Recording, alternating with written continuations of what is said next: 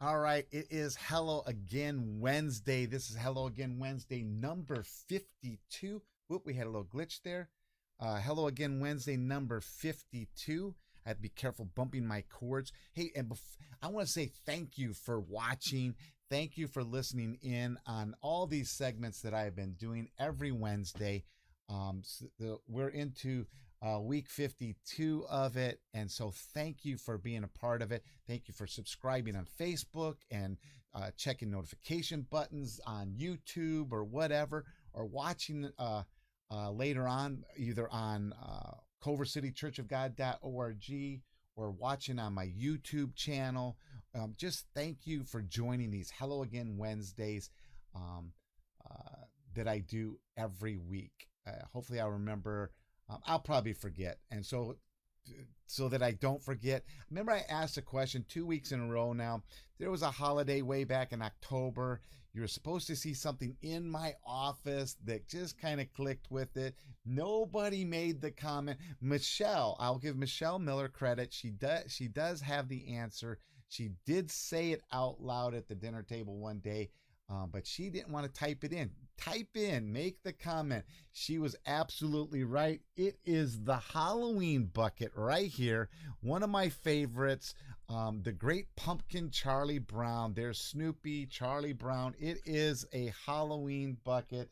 That's what you were supposed to point out. That was what the thing was for that holiday. We're coming up to another holiday. Is there anything in my office here that points out the next coming holiday? There's one that I'm missing. A big salute to the veterans. That's tomorrow. And so I have not forgotten you. A big salute to you. Thank you for your service. I have individuals that I know today that are in service, family members in service, friends that are in service, friends that have served, family members that have served.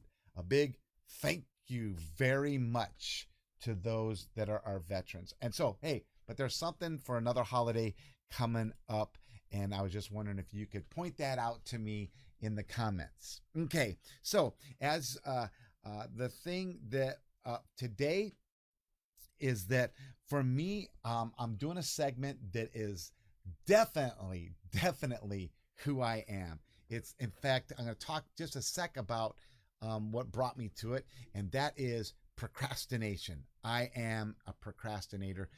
I thought about this before last week's segment. I thought about doing it, and guess what I did? I procrastinated on it. And so, but I'm doing it right here. I'm doing it right now. Last week, after I procrastinated it, I came across something days later in the newspaper, and when I came across it, it was a comic strip clip. My favorite section of the newspapers. Not all comics, but there are some that are really cool. One was Pearls Before Swine, and this is what kind of nailed the coffin in to making sure I did this Hello Again Wednesday presentation. And it kind of goes like this. There's a pig, and he's looking at a questionnaire thing on his desk. As you can see, it says self-improvement worksheet. All of us should strive to be a professional in everything we do, because being a pro means being proactive, productive, promising, proud. In what ways are you a pro, is how the pig is asked. And it went like this: I procrastinate. Good to know I'm a pro at something. And when I saw that, I'm like, you know what? That is me.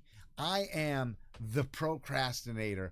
I do believe I am a pro at it. I was going to post that, and then I obviously waited until today.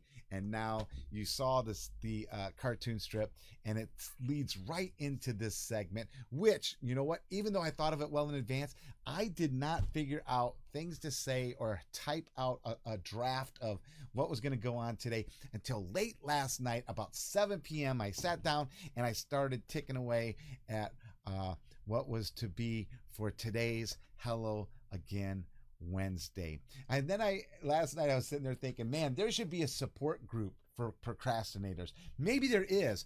I have just never taken the time to look one up. So I guess you could say I've procrastinated in looking up a support group. But if there was a support group, if there is or not, I imagine it to go like this. The group would meet on Monday nights maybe. And you know what would happen?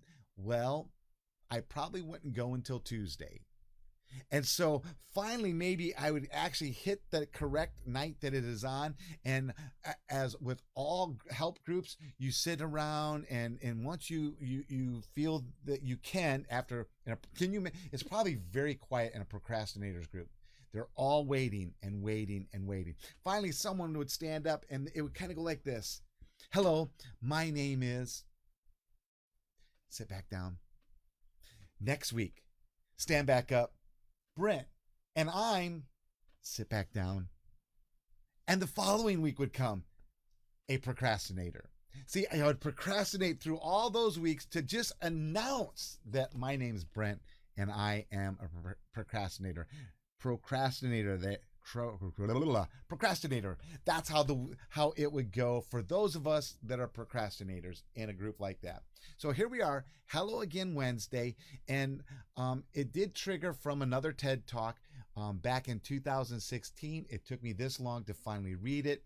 There's a man by the name of Tim Urban, and he wrote a segment on the mind of a procrastinator. And it was so that other non-procrastinators would know what goes on in the mind of a procrastinator. And some of the things that he had, you'd have to go and see the segment, but some of the things he mentioned was that both people, procrastinators and non-procrastinators alike, have a rational decision maker in their brain. The problem is with a procrastinator, they have an extra element. They have an extra character. That character is an instant gratification monkey. And this is how this guy is describing it. And I'm like, okay, yeah, because the instant gratification monkey is the one who brings about complete full-blown out distractions in the procrastinator's brain. In fact, what happens is he called it the dark playground, where everyone else is being rational and doing everything in order. The procrastinator is like, no. And they go into this dark playground filled with distractions, things where they should be doing other things, but instead they are stuck in the dark playground. The thing is that Tim Urban said, though, is there is also another character involved in the procrastinator's mind, and it's like a guardian angel. And that character is the panic monster. And what the panic monster does is it terrifies the gratification monkey to not do what it's doing. And so then the panic monster comes in because there's deadlines and there's all this, and you got to get done what you should have got done. And so now the panic monster comes in to the rescue. And he goes on and on. You have to come and see his segment, but it did bring about to me my thought process of me being a procrastinator, having the gratification monkey and having the panic monster. I understand that. And for me, I've been a procrastinator for a very long time. It started off with, hey, I want to learn how to play an instrument, yet I would never stop and take the time to practice. I would put it off and put it off and put it off. It also happened in Boy Scouts, where you had merit badges and you had these levels you wanted to get to. I would put it off and put it off and put it off. And it also happened where I really began to understand that brain thought process of distractions and stuff, where in 1983, my senior year, it was the second year where I was taking this teacher, Miss Brannick. I had her for economics or something like that, and then I had her for, I believe, senior English is what it was, where you had to write a senior thesis. And so here I am in Miss Brannick's class. She required this thesis. You had to go through a long process in the year to do it. Well, as a procrastinator, I picked a really, really stupid thesis, thinking that, yeah, she'll shoot it down. Well, she didn't. And besides shooting it down, okay, here's the distraction. Let me pause for a sec here, because this is the procrastinator thing. Ready?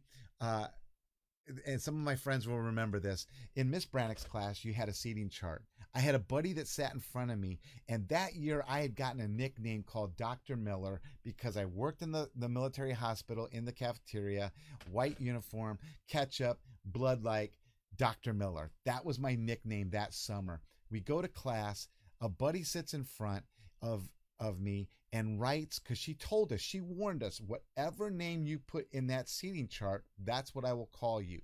This was my junior year. And in my junior year, a buddy sat in front. He wrote his name, and then he wrote Dr. Miller in my seat. So it came to me, because it was you passed the chart back. It came to me. I scratched out Dr. Miller. I laughed and whacked him in the head and laughed. And then I wrote my name, Brent Miller. And then the buddy behind me saw the scratched out Dr. Miller, and I believe it was Bill Morgan. And he scratched it out. Steve Truesdale wrote Dr. Miller. I wrote mine. Bill Morgan scratched out my name and rewrote Dr. Miller and then his name, and thus the seating chart. And for 2 straight years, Miss Brannick called me Dr. Miller. So as Dr. Miller, I'm doing this really stupid thesis. Okay. And she said yes, probably thinking that I would change my mind or something like that, or I'd realize how hard it was and pick an easier thesis, which I did not do. You know why? Because she'd already said yes. So now I'm procrastinating even doing the stupid thesis. Okay.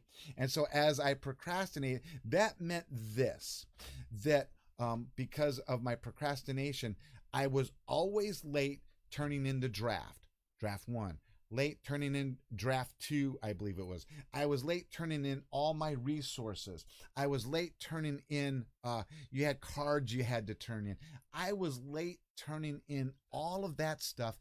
And then now, guess what? It comes to the night before it's due, and I pull an all-nighter. Back then, we had no computers. It was an electric typewriter. So I'm tick, tick, tick, tick, tick, tick, tick, tick. But know this, procrastination. I didn't even have the right size typing paper. I believe it was 11 by 14s, and mine needed to be the regular one. And so in my stupid head, I thought, I know how to fix this. I will figure out how many lines that I need to type in order to have a header, because these things were important in your thesis, a header and a footer. And that way it could have all my all those other documents listed, or what, I can't remember, the footnotes or whatever. And so I calculated it out. I'm typing all night long. Dawn begins to crack through the windows in the apartment right across the street from the high school. And so I pull out the last paper. I am tired. I'm shuffling the paper, realizing, because my plan was to cut off the bottom of the paper of all the thesis pages, which then would make the proper size paper. Well, in my stupidity, I'm shuffling. I'm flipping. I'm grabbing the scissors. I'm cutting away. And once it's cut, I realize I had cut the header instead of the footer. And I'm like, oh no, this is terrible. And so I go into Miss Brannick's class. The panic monster had failed me. And there's, like I said, no computers, no way to click a button and print off a new set. No, I had done what I had done. So I slink up to her, and I just, well, I want to put this in the correct order here. I cut the paper. I come up to her desk. I hand her a beautifully typed thesis. And the stupid thing of the thesis, are you ready? It was the difference between European students getting high compared to those in the United States. How were teens getting high in Europe compared to the United States? That was my thesis. She probably thought, you are high because of the way you cut what you did and the thing that you chose what you did. And what I did is I begged her to just read it. And she did, and I passed. She probably thought that it was that she probably thought, like I said, I was a statistic of my own thesis. But like I said, I passed. So for me, I went from the panic monster having a great big fail to the panic monster that night, that next day, I passed. The panic monster was a success. From that moment on, I really knew who I was, that I was a professional procrastinator. I know, and now many years have passed, many years. And through those years, I have been told to and have been asked to, and I have even thought on my own to change. But that's always for tomorrow. Ready to smile even more? I have saved the questions for last. Because if you remember, I didn't ask any questions. I always ask the questions at the beginning, but I deliberately procrastinated the questions for the end. And so by procrastinating the questions for the end, here is the questions. Are there any other procrastinators out there? Oh yeah, and yes, you can let me know later. True procrastinators. Second question. What is a story that best describes you? The story that you go, yep, this is who I am. This is what probably really defined who I am. What story is the one that makes you who you are? Some things not to procrastinate. Do not procrastinate. Thanksgiving dinner is coming. Start bringing in the supplies. We have our Thanksgiving dinner here at the church as I'm in my church office. The turkey is already in the freezer, is already bought. The plans are being made. The invites are going out for a Thanksgiving dinner here at the church. We have ours here on the 21st. That's Sunday right before Thanksgiving. Woohoo! And we are already in the plannings of our home Thanksgiving dinner. Another thing to not procrastinate on are Christmas decorations. That's a hard one for me because, well, first of all, I'm told to be very careful because of surgery. But you know what? You need to check the light bulbs. And I always flash back to Chevy Chase on Christmas Vacation. And so what a great movie for me that I like. But besides A Christmas Story, there's many others. But you need to check the light bulbs. And you need to check the decorations. And there's new decorations coming in. And so don't procrastinate on the Christmas stuff. All of it, okay? And so these are some of the things that I am not procrastinating on. Now, one last question. There's something in my office. I did say this one at the beginning. There's something in my office that is for the upcoming holiday. And so what is it? All right. Bible study, as always. Bible study here at 4 p.m. on the Pacific Coast here in the far side of Los Angeles, Culver City and stuff. And you can be in person downstairs. We're going through the book of Romans with Pastor Mark. Or you can Zoom us. If you need that Zoom link, let me know and I will get that to you. Or check out a church near you and see what events they are not procrastinating with and enjoy your time with them. As always, I look forward to seeing you next week. Thanks for joining me for this one of Hello Again Wednesday. And so join me next week as we have Hello Again Wednesday next week.